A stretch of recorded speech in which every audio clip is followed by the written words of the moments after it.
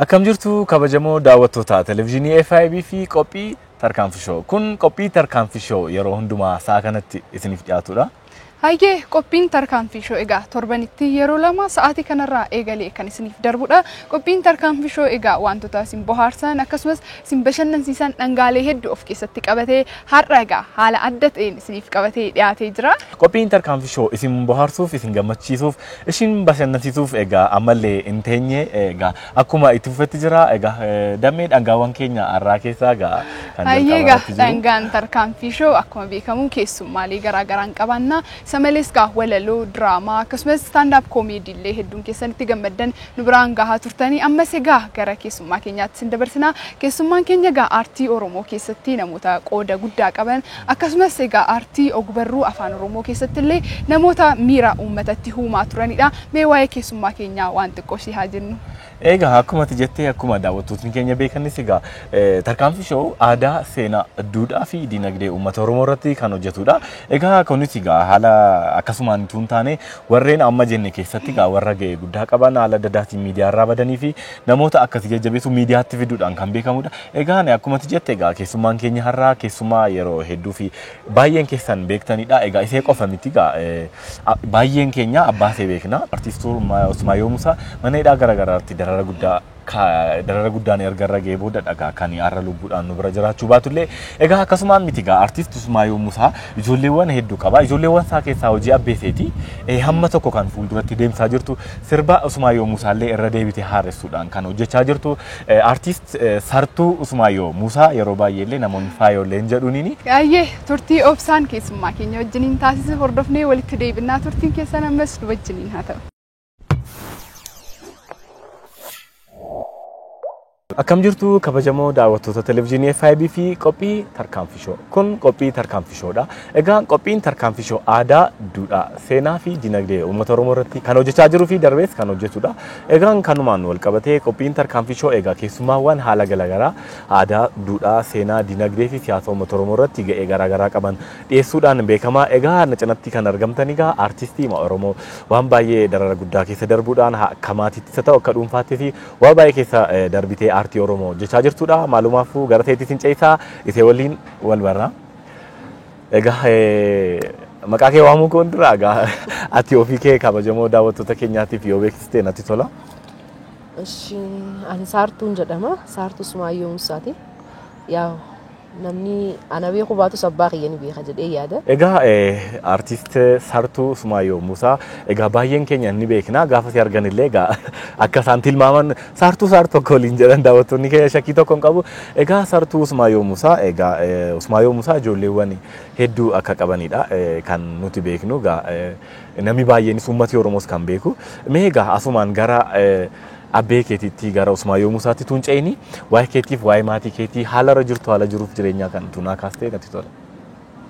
Yaa jireenya waanuma gaariidha. Dhugaadhaan biyya kanatti namni baay'een naquma hin qabu. Egaa biyya kana garuu biyyarraa beetis hin beeku. Abbaan kiyyaa nama seenaa qabudha tureera. Nuti immoo jirra isa boodaas fuulduraas ni jiraanna. Garuu obbolaan koo egaa biyyarraa ba'an waggaa 4 ta'eera. Ani immoo asumattiin keessaa fi kaayyoo abbaa kiyyaatii fi wanni keenyaa fi seenaan keenya hundi waan biyya keessa jiruuf kanaaf jedheen asitti hafe asiin jira yaa hojii isaati irratti hojjedhee akka isaa ta'uudhaaf kaayyoo qaba. Tattaaffachaan jira jechuudha. Kan jechuun kan jireenya biyya hambaa hin filannee fi kaayyoo abbaa kootii galmaan ga'uufidha. Egaa kabajamoon daawwattoota keenyaas baay'ee beeku artiist Usmaayoo Musaa jechuun artiistii gameessa, artiistii buleeyyii. Qabsaa'aadhas kanneen akka Hacaaluu fa'aa, Eebbisaa Addunyaa fa'aa, Usmaayoo Musaa fa'aa kanneen egaa waa'ee qabsoo aartii qofatu hin taane qabsoo keessatti illee warra tuqamanidha. Egaa atis egaa kaayyoo abbee keetii sana qabsoo sana galmaan ga'uuf egaa aartii garaagaraa irratti baatee jirta. Mee Saartuun egaa hojiiwwan garaagaraa aartii garaagaraa sirboota garaagaraa sirboota qabsoos kan jaalalaas hojjechuun illee ni beekamta. Mee kana keessatti eenyudha gootni kee yoontiin jedhee falmisiisu eekamaadha abbee keetii. Kanaaf mee akkamiinitu faana abbee keetii faana Usmaayoo Musaa akkamiin hordofuu jalqabde maaltu si kakaase? Maal seete namni dhugaan beekne jalqabumaa dhugaatti namanu jechuudha. Ani waan abbaan kiyya nama dhugaa ta'eef dhugaa qaba waan ta'eef dhugaa uummata Oromoo ibsuuf jeeti waan ta'eef dhugaa isaa mul'isuun anaan baay'ee na gammachiisa. Lammaffaa kaayyoo isaa galmaan ga'uun baay'ee na gammachiisa. Ana qofaa miti dirqamni kaayyoon kun irra jiru dirqama ilmaan Oromoo mararra jira. Akkasumatti itti jira uummanni Oromoo ammaas galma ga'uun isin oolu. Yaa'u abbaan kiyya nama artistii qofa odoo hin ta'in nama kaayyoo cimaa qabudha. Nama dandeettii hojii mataasaa hojjetedha. Hojii dhuunfaa mataasaatiis nama hojjetudha. Nama naggaadhummaanis beekamuudha. Aartiidhaanis qabsoonis waa hedduudhaan nama aadaa seenaa isaa keessatti waan hedduu hojjetee dabreedha. Nuti immoo dhaloonni dhufu kana ana qofa odoo hin ta'in warreen akka kiyyaa hunda wal qabate gama ceenuudha. Kun ammaas itti jiranii aartiin Oromoo jabaachaa jirti waliin itti jabaanna jedhee yaada. Yaa waan gaariidha. Tole gaa bareedu. Kanaafin isa filadhe.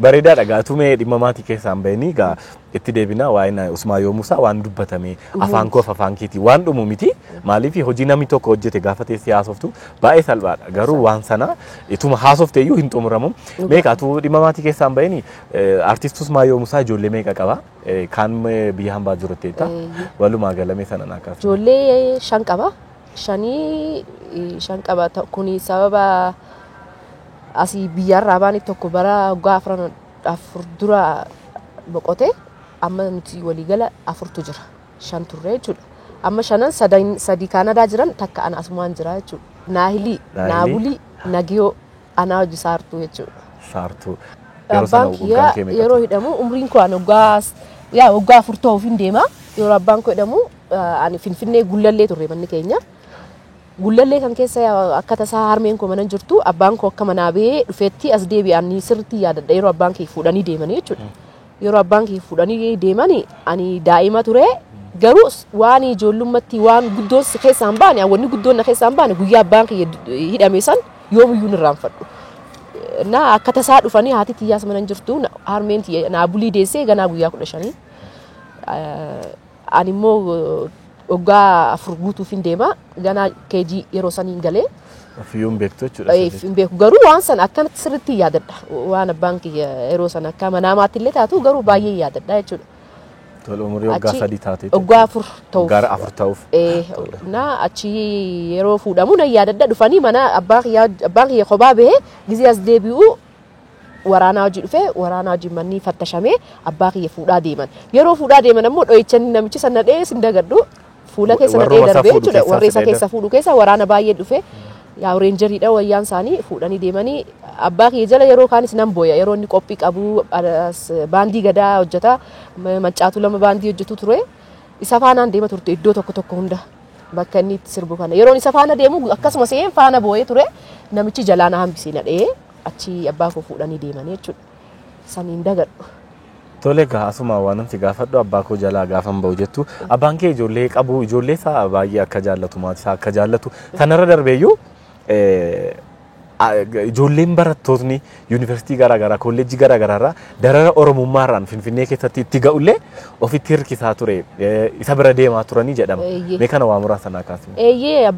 Nama baay'een nu bira jiraachaa ture oduu abbaan kiyya hin hidhaminis eega hidhamee bahees hanga hidharraa bee as jiraates ijoollee aartii jaalattu ifa baasfaa ijoollee hedduu faamilii taanee wal faana jiraanna bashannanaa fa'aa bakka ijoollee abbaan kiyya gargaaraa ture abbaan kiyya mana hidharraa gizee bahu qullaa bahee waan takka malee bahee ilmaan isaatu iddoo jiran hin beeku turte yeroo mana hidharraa bahu nuti harargee jiraachuu oduun dhagee malee jaanuu nu argee hin beeku garuu akka beetti nu qofa miti kan inni fitti wanti godhee gargaaraa ture akkasumatti ijoollee Oromoo ijoollee lafaa lukaatu artistoota Oromoo baay'ee gargaaraa ture waan gahuun waan danda'uun jechuudha kan dadhabe Khadiir Martuu fa'aa Aliyyi Saabit fa'aa hundi isaanii mana keenya wal faana wanti godhaa ture hamilee laataa fi ture waan danda'uunis cinaa dhaabbachaa ture nama baay'ee ijoollee artistootaa fi rakkatuma kaanuu normaal Oromoo ta'ee Oromoo wantaayinuu miskiinaa fi Islaamaa fi Kiristaanaa fi Oromoo fi namummaa namaa hundaaf nama namaaf garaa laafu namuma namaatiif nama ta'uu isaatti nama namaaf garaa laafuudha abbaan kiyya nama hedduu faana jiraanneerra sababa isaatti duris ammaas jechuudha. Weelluuwwan abbaa kee keessaa mee kam jaallattati? Maaliif immoo? Wallee abbaa kiyyaa ani takkaa lama jedhee himuu hin danda'u. Walleen abbaa kiyyaa kan inni ilaamaa kaastisaa dhaggeeffachuu hin dandeenye hedduu jira.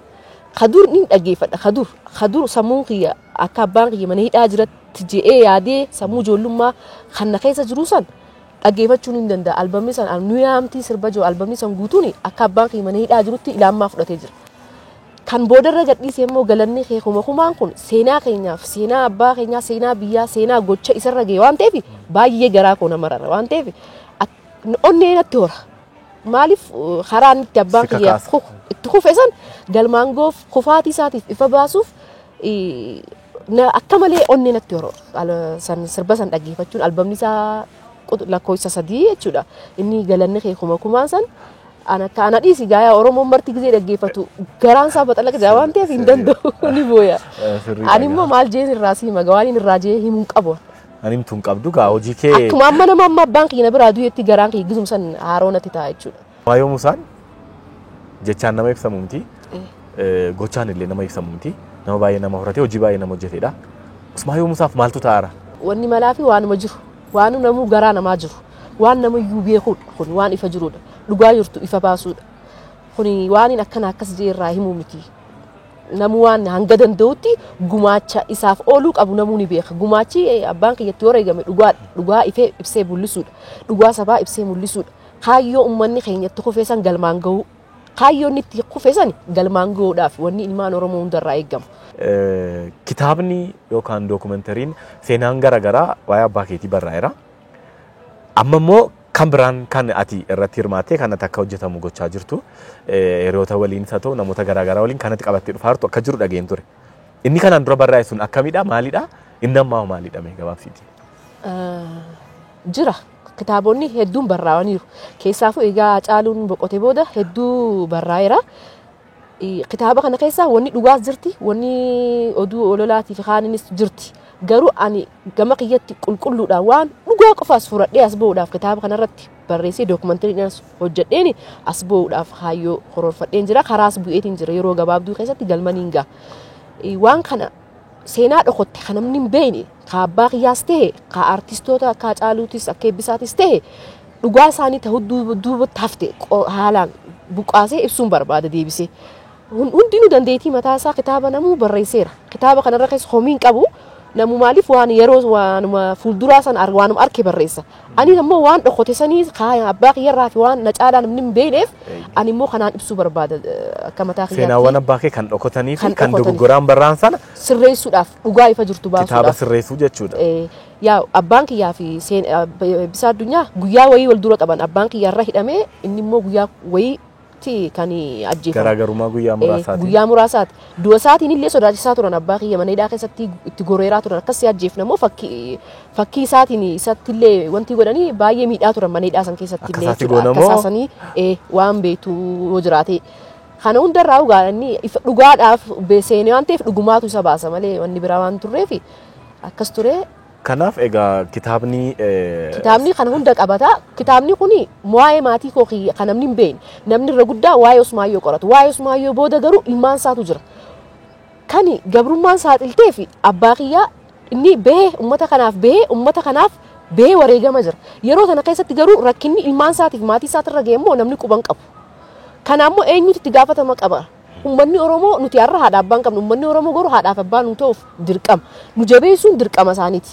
Nuti illee akkasumatti fakkeenya godhannee ummata namoota akka keenyaa warra haadhaa fi abbaa malee haadhaa fi abbaan irraa rakkataa bi'an amma dookumentariin ana hojjechuu barbaadu waa'ee ijoollee haadha abbaan qabne yeroo nuti abbaan keenya mana hidhaa ture haati teenya duute Finfinnee kana keessatti nuti daa'ima hoggaa wal caalla hoggaa ana afurii ana hangafaa taan hoggaa 3 taan hoggaa tokko taan dhalattee guyyaa 15 kana keessatti garuu ilma haadhaa fi abbaa dhabuun hangam takka baay'ee akka rakkisaa ture an waan narra ga'e arkee fi kitaaba kanaas ta'e dookumentarii kanaas hojjedheeni warreen akka kiyyaaf fakkeenya waan sanarraa bu'aan saniin argadhu mana barumsaa ijoollee haadha abbaan qabneef bu'aa buusuun barbaada maaliif waan narra geessan akka ijoollee haadhaaf abbaan irraa wareegaman san irra hin geenyeef jechuudha rakkina hedduu si mudata yeroo ati haadhaaf abbaan qabne miidhaa hedduu si mudata mudannoo hedduu qabda mudannoon keenya kun garuu ani kitaaba kana keessatti wal qabsiiseera maaliif seenaan cimaan booda abbaa kiyya yeroo mana hidhaa keessa jirutti hangam takka hanga inni abbaan keenya nu jaalatu nama ilmoo dhaleetu beeka hangam ilmoo akka jaalatu nutis abbaan keenya yeroo mana hidhaa turetti abbaa akkasti nama jaalatu qabna namu akkuma abbaa qabutti qabna garuu yeroof akka nama abbaan qabnetti jiraanne nuti san garuu hundi seenaadha wanni nuti dabarsine hundinuu kana hundaafuu seenaa nuti dabarsine kun hundinuu gochi nurra ga'e hundinuu gocha dhugaa barbaada abbaan keenya beedhaa fi wanni kun hundinuu nurra ga'e wanni kun hundinuu nuti seenaa guddaa qabnaa jechuudha as keessatti jechuudha. Haati tiyyaas taate haati tiyyaa yeroo abbaan kiyya mana hidhaa keessa ture baay'ee rakkattee waan waasii isaa ittiin baastu dhabdee kadhatteetis birrii kana fiddee mana waasii ittiin fiddee yeroo itti geessu marmaariin jijjiirame jedhanii birrii irraa fudhatanii haadha tiyya halkanii guyyaa boochisaa turan.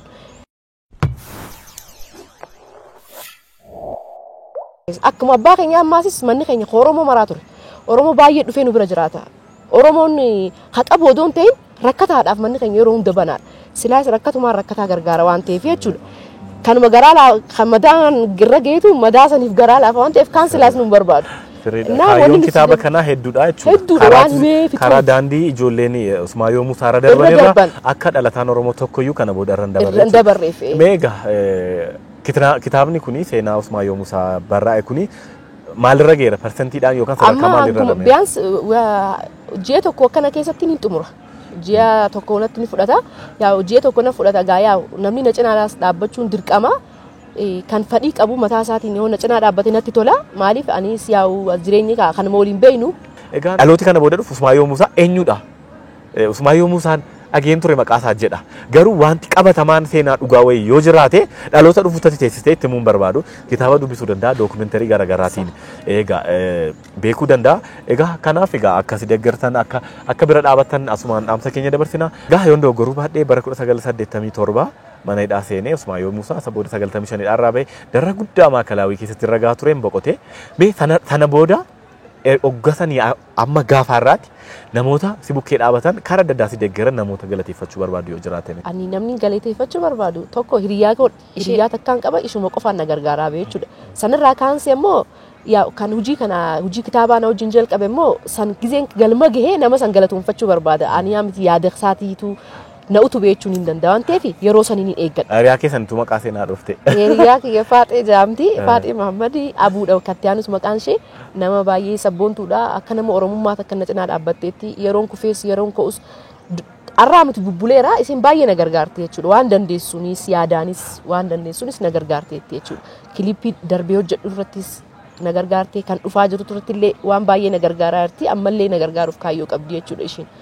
Dhiifama addaan achirra obbolaa koodhaan na gargaare obbolaa kiyya keessaafuu naayilii waan hin ibsuun hin qabu isheen anaa miti waan abbaan kiyyaa bakka jiru galateeffatu natti fakkaata isheen utubaa mana keenyaati mitiif baay'ee biyya ambaa keessa teessee halkanii guyyaa hojjettee biyya kana keessa kiraa manaa narraa kafaltee ani ilmoo takkaati na gargaarti mucaa koo gargaarti jechuun isiif galanni isii kuma gaa rabbii gaditti. Kitaabaan alatti mee maal sirraa inni maal qabattee dhufaarte yeroo yerootti? Kitaabaan alatti immoo yaa torbee guyyaa 10 kana keessatti kavarii hojjedheera yaa viidiyoo isaa waan hundaa xumureera editingii irra jira yaa yeroo dhiyootti sirba abbaa kiyyaa kavarii hojjedheen dhufaa jira. Ani waan hin dhaamsa dabarfadhu fi dhaamsiin an dabarfadhu uummata Oromootiif dhaamsiin an dabarsu guddaan uummanni Oromoo akka tokkummaa isaanii jabeessuun barbaada. Tokkummaa isaaniitii fi dhugaa isaanii akka dursaniin barbaada. Dhugaa isaanii jechuun kiyya dhugaa nuti qabnu san dhugaa kaleessa gootonni keenya irra wareegaman san akka dursanii ilaalaniin barbaada. Yeroon akka isaan hin binneen barbaada. Yeroon akka isaan hin ganneen barbaada. Takalee dabarte arrallee itti ceenee akka galma geenyuuf kanaan barbaada. Wantoota hedduudha kanati irraa yeroo kee qusattee nuuf laatte kitaaba abbaa seenaa abbaa keetii qabattee dhufaa jirta. Yeroo dhiyootti illee akkuma jette guyyaa 10 waan akkasii booda kavarii sirboota abbaa koo walitti qabee fudhadhee dhufaa jirte kana qofa miti dookumentariin jirte inni guddaanis egaa daawwattoonni kan abdiidhaan eeganii albeemallee qabattee dhufaa jirta. Egaa hamma kanarraa yeroo kee qaalii kana irraa nuuf qooddee televezyiinii FIB fi qophii tarkaanfishoof yeroo kee laattee asitti argamtee nu waliin gaaffiif deebii gooteef hedduu maqaa televezyiinii FIB fi qophii tarkaanfishoon siin galateeffadha. Galatoomaa isinillee asitti na yaamtanii yaada koo hubattanii asitti na afeeruu keessaniif illee baay'ee galatoomaa. Miidiyaa baay'ee jajjabeeffamuu qabudha FIB miidiyaa ummataati miidiyaa hawaasaati. Miidiyaa yeroo ammaan tanaaf fudhatama qabudha. Uummanni keenya cinaa dhaabbatee jabeesses baay'ee miidiyaa guddatudha. Nutumaa waliif aanaadha. Waliif jabeeffachuu qaba. FIB'n akka jabeeffamu anillee baay'een galatoomfadha. FIB miidiyaan jaaladhuudha. Galatoomaan isiniin jedha. Dhageessaniittu galatoomaa isiniin jetti. Egaa kabajamoo daawwattoota televezyiinii FIB fi qophii tarkaanfishoo nuti keessummaa keenya waliin turtii nuti qabnu kanuma ture qophiiwwan bashannansiisoof bohaarsuun televezyiinii FIBtiin tarkaanfishoo irraa siin darbu itti fufaa torbee keessummaa biraatii nama wal agarrutti nagaatti. Hayyeegaa kabajamtoota daawwattoota keenya mana keessan teessanii kan nu hordofaa jirtan qophiin keessummaa keenya wajjiniin dabarsine kana fakkaata ture. Egaa qophii keessummaa keenyaarraa wantoota guddaa akka barattan akkasumas qabsoo Oromoo keessatti illee namoota wanta guddaa hojjetan seenaa dagatamillee akka yaadattan abdii guddaa qabna. Egaa qophiin tarkaanfii shoo ammas akkuma itti fufetti jira. Maariigaa maaltu jira? Egaan kabajamoo daawwattoota keenya ammas egaa qophiiwwan nuti bobbaarsoo isiniif qabannee dhufne keessaa egaa keessummaa keenya biraa egaa wal biraa deebineerra egaa turtii qabdanitti akka gammaddan abdii guddaa qabna. Egaa amma kan gara nuti ceenu egaa isuma kan beekamaadha. Daawwattoonni keenya kan isaan abdiidhaan eeggatanii. Hayyeegaa gara walalootti sinceesnaa. Walaloon egaa miira hedduu keessanii akka tuqee akkasumas walaloon yeroo jennu yeroo baay'ee namoonni miira isaanii ittiin ibsatu akkasumas gammachuullee ta'ee gaddas akkasumas namoonni dadhabanillee kan itti jajjabaatan namoota abdii kutatan walaloon abdiillee itti horaa. Egaa har'as walaloo keenya hordofnee walitti deebinaa turtiin keessan nu wajjiniin haa ta'u.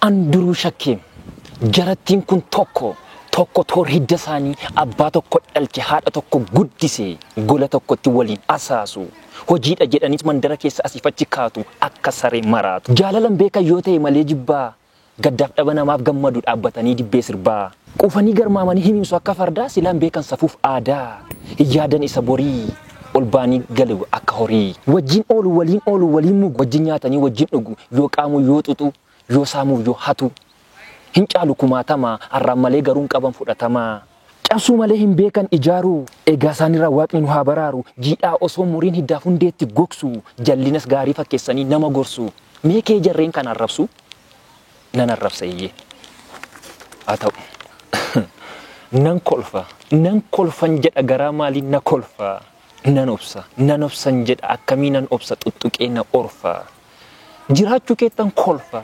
jirtaa isin jiraachisinii cabis yaa cabsu akka sooyyoma xobbee badis yaa balleessu akka daayinoosaras lafarraa dacheen kun simbaatiin abdaariin siyaa darbattu badi dachee oromiyaarraa siyaa guba bidda godhee akka ibidda gaannam abdaariin siyaa darbattu dachee oromiyaarraa lafti isaa siyaa guba ammas akka ibidda gaannam qilleensi isaa ol fuudhee lafaan siyaa dha'u akka bakakkaa eeyyee sittaa buusu bakakkaasaa bona hongeen dhufee achitti sirraa yaa ciniinsa korokkodami gombifami siyaa gombisu jiraattuun jirtu qaban guunne gartokkee ati kummee maaliidha bifan tollee akka urungu gaararraa way garaalloy akka bofaa joonjee raatay muka qabattu dhabii cabii wallaansa dhabii badi barbaacha dhabii siyaa ifatami dachee oromiyaarraa baadhuu barbaadi hin argatiin aragalfii ollixii gabbay adi jinnaay bambanii tokko nafa kalmoo quruphee isheenuu siin guddatiin tortora akka buqqee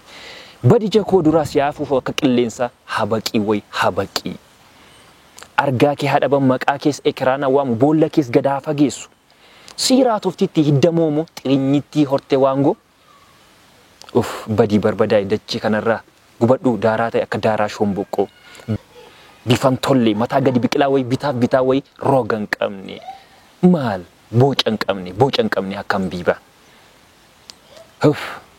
siyaa darbatu dachee oromiyaarraa fijiji golgolaay badii barbadaay cabii wallaansa dhabii baadhuu barbaadi cabii siyaa cabsu jedhee sin arrabsu. Egaa kabajamoo daawwattoota televezyiinii FIB fi qophii tarkaanfii shoo egaan walaloo isiniif dhiyaatetti akka bohaartan akka bashannantan waa hedduu akka irraa baratan abdii guddaa qabna. Kana qofaa miti qophiin tarkaanfii shoo amma gara gola buutti jenna. Egaan tun jaallatiin wal biraa galuuf jenna kabajamoo daawwattoota televezyiinii FIB fi qophii tarkaanfii shoo egaan dhangaa keenya keessaa dhangaa isa dhumaarra geenya jirra inni dhumaas egaa stand up comedy stand up comedy yeroo hundumaa egaa isin bohaarsuuf egaa akka dabalataatti yeroo dhiyootti dabalamuyyuu malee yeroo dhiyoo keessatti fudhatamaaf jaallatama guddaa kan argatedha. Egaa ndame maarree asumaan nagaadhaan mannee stand up comedy tiga kabajamoon daawwattoota keenya akka bohaaraniif isaan affeerree nagaadhaan machuu wayyamtiire. Hayyeegaa hordoftoota keenya qophiin keenya akkasitiin bareedee akkasiin bira ga'uuf qophii kana qopheessuudhaan kan isin wajjiniin ture ani Dammee Mulugeetaa. Akkasumas anis obsaa kennisaa kana malees egaa ogeessota kaameeraa Kabbee Hirkoo fi Guutaa Waaqjiraati. Isaan qofaa miti gaa qophiin tarkaanfii shoo akkasitiin bareedee isin bira akka ga'u kan godhe qindeessaa fi qopheessaa qophii tarkaanfii shoo gammachuu agaallee galanni keenya guddaadha isiniin jenna. Torban qophii biraa qophii bareedaadhaan isinitti deebinaa torban gaarii isiniif haa ta'u nagaatti.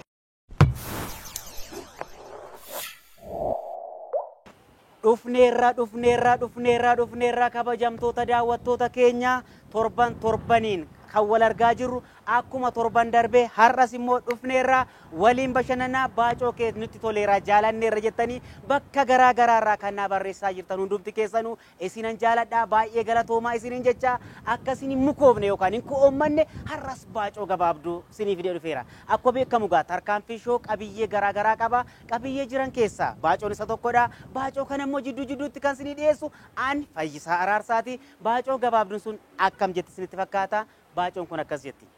Baacoon kun maalinni yeroo tokko hiriira daa'immaniitu raawwate. Hiriira daa'imman taasisan tokkotu ture. Daa'imman kun rakkoo isaan irra ga'u haati isaanii hojii oolti. Hojjettoonni mana keessaa nyaata ittiin kennanii yookaan hin irraanfatu yeroo nyaata isaanii darba daa'imman miidhamneerra jechuudhaan hiriira nagaa ba'an. Hiriira nagaa kana keessatti hiriira kanarratti mucaan daa'imni xiqqaa tokko fuuldura deemee dhaadannoo dhaggeessa. Mirga keenya nuuf kabajamu. Mirga keenya nuuf kabajamu. Haati keenya isin yaadachaa jirtu. Akkasumas hojjettoonni mana keessaa nyaata nuun dhiyeessan yeroo darbaa jira. Miidhamaa jirra. Dhaadannoo dhaggeessa. Hammanumaan gaazexeessaan fiigaa dhufeetu mucaa fuuldura jiru kana qabeetu maqaan keenya naan Badhoon jedhama. Okay, badhoo. Mee rakkina keessan rakkoo isin mudate kanaaf rakkina daa'imman mudate kanaaf mootummaan akka maal isinii godhu barbaadu. Ati mootummaa jettaa. Mootummaan otoo isaa ta'e harma haadha keenyaarraan dhoowwee ofii hodhuu barbaada. Mootummaa jettaati immoo harma haadha keenyaarraan dhoowwee hodhuu barbaada. Jedhama bashannana gaarii.